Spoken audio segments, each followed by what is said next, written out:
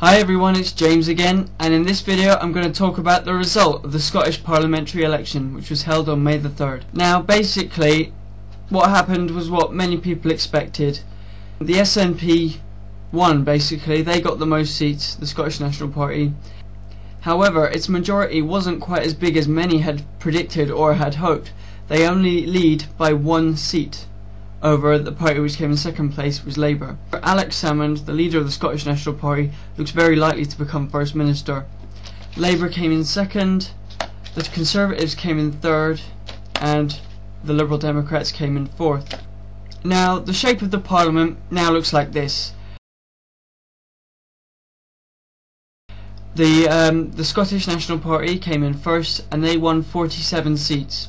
Labour are in second and they have 46 seats. The Conservatives are in third with 17 seats, which is down 1 on last year, and the Liberal Democrats are on 16 seats, which is also down 1 on last year. And overall the SNP have gained 20 seats since the last election.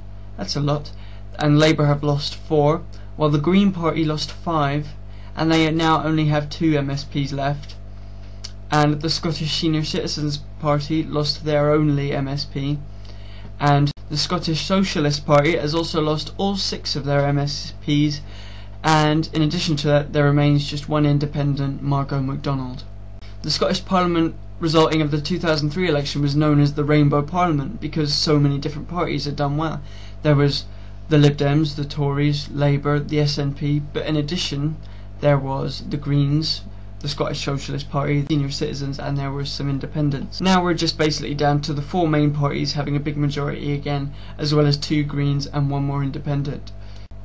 However, it seems very unlikely that a coalition will actually happen at all now. It's most likely there's going to be a minority government led by Alex Salmond as First Minister of the SNP. Being in a minority government, the SNP, it would be almost impossible for them to implement their main policy, which is to have a referendum on Scottish independence by 2010.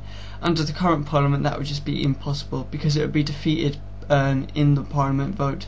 If there is a minority government which is to go ahead, it's possible that the SNP could go into a coalition with the Greens. However, that would only increase their majority by 2 seats anyway, so it wouldn't do very much help. It would just help them out in certain tight races. The SNP's policies would probably get implemented more or less on an issue-by-issue basis, although there'd be no actual coalition formal agreement. If each party in the Parliament agrees with an individual policy of the SNP, then they will vote in favour of it, and that would be what would happen in a minority government. But it therefore means that it's much more likely for their votes to be defeated in Parliament, something which has not happened so far, because the last 2 parliaments since 1999 have all been a majority government, although there were a coalition between Labour and the Liberal Democrats. The Liberal Democrats have refused to go into a coalition this time because the SNP refused to back down on their independence plans, which means that the Liberal Democrats have just refused to go into coalition with them on principle. So it should actually be a very interesting 4 years as a whole, because there will be no majority government, it's almost certain. It will be much less predictable as to how parliamentary votes will go. But the 2 things which can be almost certain are that Alex Salmond will become the First Minister and will oust Jack McConnell of Labour, and that the SNP's referendum bill will be defeated in Parliament and won't have a chance to come into being until 2011, which is after the next election. There's also the issue of who will be the presiding officer, which is basically the Speaker. They have to remain unbiased and they have to preside over the votes. You know, they're the person with the hammer and that goes order, order. But so far none of the parties seem to actually be willing to give up one of their own to hand them over into this unbiased position, because currently every vote counts for each party, so they're unwilling to give their person to it. Currently it seems that Margot MacDonald, an independent who used to be part of the SNP but she detests Alex Salmond, she may become the presiding officer, meaning none of the parties would actually lose a vote, as she is an independent. Also, I must mention, today the MSPs were sworn in. They took their oath, swearing allegiance to the Queen, although many of the nationalists refused to do it right and swore the oath with their fingers crossed. Scotland's first ever Asian MSP was also sworn in for the Scottish Parliament today, so that's momentous.